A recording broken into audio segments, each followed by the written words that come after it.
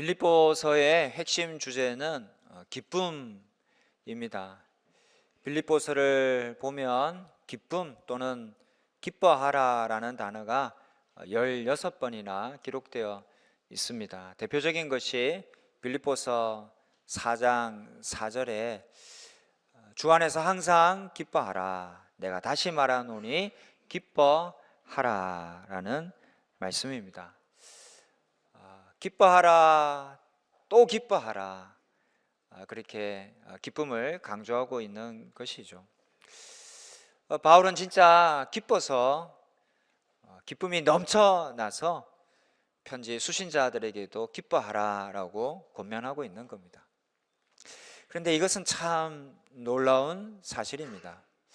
왜냐하면 바울은 결코 기뻐할 수 없는 처지에 놓여 있었기 때문입니다. 그가 놓인 상황은 무엇인가요? 12절에 보면 내가 당한 일이라고 했습니다. 무슨 일일까요? 사도 바울은 전도를 하다가 붙잡혔어요. 감옥에 갇혔습니다. 바울이 지금 어디 있는 겁니까? 어디서 이 빌립보서를 쓰는 것일까요? 그는 지금 감옥에 갇혀서 이 편지를 쓰고 있는 거예요. 그래서 빌립보서를 가리켜 옥중서신이라고도 말하는 겁니다. 이런 환경에 처하게 된 바울이 무엇이라고 말합니까? 야, 내가 열심히 주의 일 했는데 이렇게 자유를 뺏기다니, 이게 뭐람? 이제 전도는 커녕 내 인생도 여기서 끝장났다, 이제 다 틀려 먹었다, 그렇게 말합니까? 사도 바울은 이렇게 말합니다. 12절에 보시면 내가 당한 일이 도리어 복음 전파의 진전이 된 줄을 너희가 알기를 원하노라. 바울은 지금 자유를 잃어버렸어요. 매여 있습니다. 13절에 보시면 이러므로 나의 매임이라고 했습니다. 아마도 이 손에 쇠사슬도 채어 있었을지도 모릅니다. 발에 착고가 차여 있을지도 몰라요. 이 자유를 잃어버렸습니다. 부자유합니다. 그러나 그의 몸은 매였어도 복음까지 매이지는 않았습니다. 그의 매임은 도리어 12절에 보면 도리어 복음의 전파의 진전이 되었다라고 말하고 있습니다. 그래서 13절에 보면 나의 매임이 그리스도 안에서 온 시위대 안과 기타 모든 사람에게 나타났다라고 했어요. 감옥에 있었지만, 아니 도리어 감옥에 있었기 때문에 복음이 시위대 안의 사람들에게도 시위대 밖의 사람들에게까지도 전파되었다 말씀하고 있는 겁니다. 어떻게 이런 일이 벌어졌을까요? 13절에 시위대라고 했는데 당시 로마 제국의 시위대는요, 감옥을 지킬 때에 4사람이 한 조가 되어서 하루에 4교대 내지 6교대로 감옥을 지켰다라고 합니다. 그러니 바울을 지킨 사람이 하루에 16명에서 24명까지 되었다라는 것이죠. 감옥에 계셨던 분이 계실지 모르겠는데 감옥에 있으면 심심해요. 네, 갇힌 사람만 심심한 게 아니라 감옥을 지키는 사람도 심심하기는 매 한 가지입니다. 해서 이 죄수와 간수가 좀 이야기 나누다 친밀함이 생기는 경우가 들어있죠. 심심하니까 이야기를 나누는 거예요. 사도 바울도 그 간수들과 이야기를 나누게 된 겁니다. 사도 바울은 어떤 이야기를 했겠어요? 예수님 이야기죠. 복음 이야기를 전했던 겁니다. 그러니 그 이야기를 듣다가 개중에 개종하고 복음을 받아들이고 예수 믿기로 작정한 사람들이 더러 있었을 거예요. 그것이 있었다라는 사실을 빌립보서 4장 22절에 보면 보다 확실히 알 수 있습니다.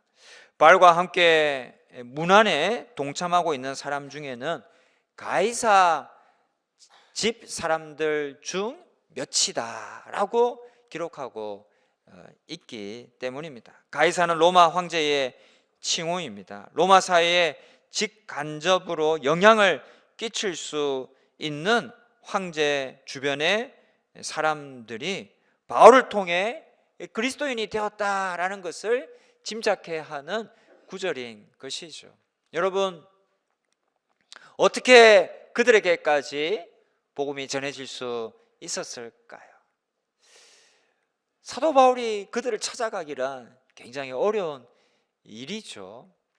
그러나 감옥에서는 굳이 찾아갈 필요도 없습니다. 감옥을 지키는 사람들이 다 있는 거예요. 그들은 대부분 로마의 고위급 장교들이었습니다. 그들과 이야기 나누다 보니 그들 중에도 믿는 사람들이 생겼고, 그들이 감옥에만 있나요? 집으로 돌아가고 사회 속에서 활동하지 않습니까? 또 로마 황제의 시위대였어요. 그러다 보니 로마 황제의 근처에 있는 사람들 중에도 이 복음을 받아들인 사람이 생겨나게 되었던 것입니다. 그렇게 생각하니 바울은 이 감옥 속에 갇혀 있는 게 하나도 괴롭지가 않은 거예요. 슬프지가 않은 거예요. 그래서 정말로 그 마음이 기뻐서 18절에 나는 기뻐하고 또한 기뻐하리라 이렇게 말씀하고 있는 겁니다. 여러분, 우리 성도의 삶도 이래야 하는 것이죠. 우리는 때로 험난한 어려운 환경을 만납니다. 그런 환경에 사람들은 잘 휘둘리고 또 주눅이 들죠. 마음이 무너집니다. 그러나 거기서도 하나님이 함께 하심을 믿고 기뻐하기로 결단하면요, 어떻게든 기뻐할 이유를 찾고 기쁨을 얻을 수 있습니다. 그러면 험난한 환경에서도 우리는 기쁨을 빼앗기지 않고 기쁨을 수호하는 자가 될 수 있는 것이죠. 일본의 노벨 문학상을 두 번째로 안긴 사람이 오에 겐자부로라는 소설가입니다. 2023년에 작고했는데요. 일본의 양심이라고 알려진 지식인이고 또 사회 운동가 반전 평화주의자이기도 합니다. 그는 대학생 때 이미 일본의 최고 권위 문학상이라고 할 수 있는 아쿠타가와 상을 최연소로 수상하며 젊었을 때부터 화려하게 명성을 떨친 유명한 작가입니다. 그런데 그의 작품이 노벨상을 탈 정도로 한 단계 높아진 계기가 있었다라고 해요. 그것은 지적 장애를 가진 첫 아이와의 만남이었다고 합니다. 그는 노벨상을 탄 후 인터뷰에서 이렇게 말했습니다. 아이를 기르며 생명에 대한 경외감을 발견했다. 내가 기르는 게 아니라 생명의 근원이 하나님이심을 알게 되었고, 이 아이를 통해 어려움 당한 사람의 가치와 그 고난의 값을 깨닫게 되었다.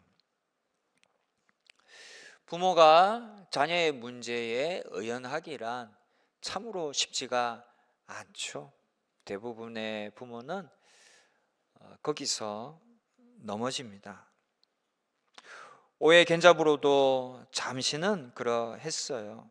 하지만 오해는 거기서 멈추지 않았습니다.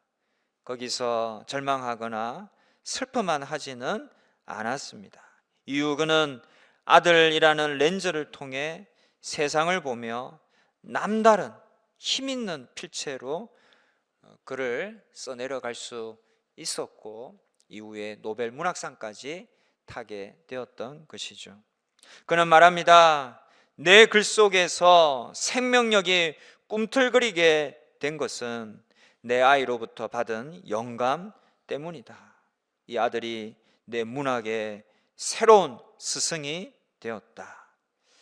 그는 아들을 통해 생명의 영감을 얻고 그의 마음에 이 영감이 가득 차서 활발히 작품 활동을 해 나갔던 겁니다.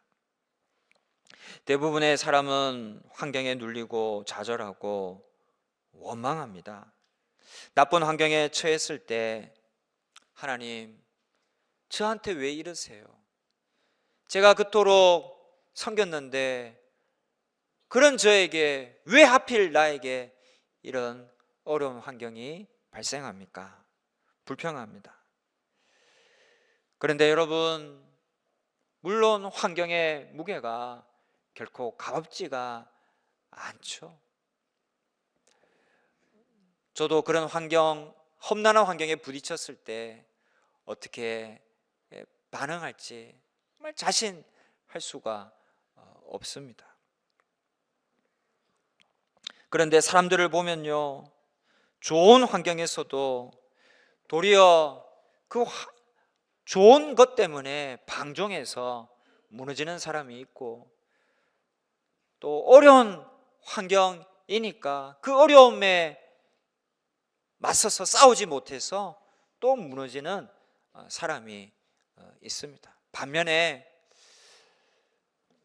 좋은 환경에서 많은 것을 공급받으며 그것을 잘 이용하고 나누며 훌륭하게 사는 사람이 있고요, 나쁜 환경에서 공급받는 것 별로 없지만 그러기에 더욱 주님 의지하며 자신의 마음을 다지며 노력하며 애쓰며 그 환경을 견디고 버티고 이기며 승리하는 사람이 있습니다. 그런 사람들이 제 주변에도 있더라고요. 야, 저 사람 어떻게 저 환경에서도 저렇게 승리할 수 있을까? 정말 대단해 보이더라고요. 어려운 환경에 있었지만 기뻐하더라고요. 견뎌내더라고요. 그런 사람이 진짜로 있더라고요. 여러분, 저도 다신 없고 또 당황하겠지만 기쁨을 수호하려면 어떤 환경에서도 수호할 수 있고요, 반면 기쁨을 빼앗기려고 마음먹으면 아무리 좋은 환경에 있어도 기쁨은 빼앗김을 당할 수밖에 없는 겁니다. 성도는 하나님 주시는 환경에 대해 원망하거나 절망하는 사람이 아닙니다. 나쁜 환경에서도 그 마음을 잘 지키는 사람이 성도입니다. 어느 것이나 성도에게는 다 좋은 환경이기 때문이죠. 로마서 8장 28절에 모든 것이 합력하여 선을 이룬다라는 말씀은 모든 환경은 성도에게는 다 좋다라는 거예요. 그러니 환경 탓하지 말라. 이 환경만 주시면, 이 환경만 바꿔주시면 제가 기쁨을 얻겠습니다, 그렇게 말하지 말라는 겁니다. 그런 거 아니다. 성도에게 모든 환경은 다 좋은 것이다, 그렇게 주님 말씀하신 것이죠. 비록 험난한 환경일지라도 하나님이 함께 하실 때는 그 환경이 내게 자극을 주는, 내 생명을 꿈틀거리게 하는 하나님의 작업장이 된다라고 믿고 여기면 우리는 그 험난함을 이기고 기뻐할 힘을 얻을 수 있는 거예요. 그것을 노래한 것이 하박국 3장 17, 18절입니다. 비록 무화과 나무가 무성하지 못하며 포도나무에 열매가 없으며 감람나무에 소출이 없으며 밭에 먹을 것이 없으며 우리의 양이 없으며 외양간에 소가 없을지라도 라고 했습니다. 얼마나 열악한 환경입니까? 우리의 양이 없고 외양간에 소가 없다라는 것은 먹을 것 다 먹고 이제 마지막으로 살아가는데 꼭 필요한 짐승까지도 잡아먹었다라는 거예요. 먹을 것이 없어서, 배가 고파서. 그러니 얼마나 참혹함을 17절은 묘사하고 있는 겁니까? 그런 참혹한 환경에서도 그러나 선지자의 의지와 고백은 무엇입니까? 우리 18절 같이 읽겠습니다. 나는 여호와로 말미암아 즐거워하며 나의 구원의 하나님으로 말미암아 기뻐하리로다. 아멘. 참혹한 환경에 있지만 여호와로 말미암아 즐거워하고 구원의 하나님으로 말미암아 기뻐하리로다 라고 노래합니다. 하나님을 생각하니 그 참혹한 그 험난한 환경조차도 초월이 되고 극복이 되는 거예요. 그래서 즐거워하고 기뻐하리로다 라고 노래하는 겁니다. 성도 여러분, 아무리 우리가 어렵고 힘들어도 기뻐할 수 없는 환경에 놓였다고는 생각하지 맙시다. 환경 때문에 기뻐하지 못한다면 우리는 환경의 지배를 받는 거예요. 환경이 나를 다스리는 겁니다. 환경이 나의 주인 노릇하는 겁니다. 여러분, 환경이 내 주인인가요? 아니죠. 우리 전능하시고 나를 구원하시고 나를 자녀 삼아주신 우리 능력 많으신 하나님이 나의 주인이십니다. 그 하나님을 내가 주인으로 고백하는 성도가 환경의 지배를 받고 환경을 주인 삼아서 슬퍼하고 좌절하고 참담한 상황에 놓여 있다고 탄식하면 되겠습니까? 하나님이 나의 주인이라고 믿고 고백한다면 참담한 환경에서도 우리는 기뻐할 수 있는 거예요. 저를 따라 같이 해보십시다. 하나님이 내 주인이시다. 나의 주인이 하나님이시라고 우리 분명히 고백하십시다. 그러면 험난한 환경도 초월이 되는 거예요. 그래서 어려운 환경 때문에 기쁨을 빼앗기는 것이 아니라 험난한 환경에서도 도리어 기쁨을 노래하고 수호할 수 있는 저와 여러분 되시기를 주님의 이름으로 축원합니다. 우리가 기쁨을 빼앗기기 쉬운 요인이 험난한 환경도 있지만 또 하나 중요한 것이 있는데 그것은 뒤틀려진 인간관계입니다. 부부관계가 틀어져 보십시오. 매일 봐야 되니 지옥이 따로 없습니다. 사랑했던 사람들과의 관계가 깨지고 어긋나기 시작할 때 그것처럼 우리 가슴에 혹독한 상처를 주는 것도 없을 거예요. 서로 사랑하고 도와야 할 성도들 간의 관계가 틀어지면 그래서 진짜 힘든 겁니다. 성도라 안 볼 수도 없고 보자니 보기 싫고 그러니 또 성도이니까 미워할 수도 없고 그러니 얼마나 고통스럽습니까? 가까운 사람들과의 관계가 틀어질 때 그것이 참 고통스러운 거예요. 현대인들이 간 질환 또 위장 질환에 자주 노출되는데 그 이유가 인간 관계에서 스트레스를 받을 때에 이 간과 위가 가장 먼저 타격을 입기 때문이라고 합니다. 뒤틀어진 인간관계에 놓여 있다면 우리는 점점 병들기 시작하는 것이죠. 바울에게도 인간관계에 시련이 있었습니다. 15절 보시면 어떤 이들은 투기와 분쟁으로, 어떤 이들은 착한 뜻으로 그리스도를 전파하나니라고 했습니다. 그리스도를 전파하는 두 부류가 있었는데요,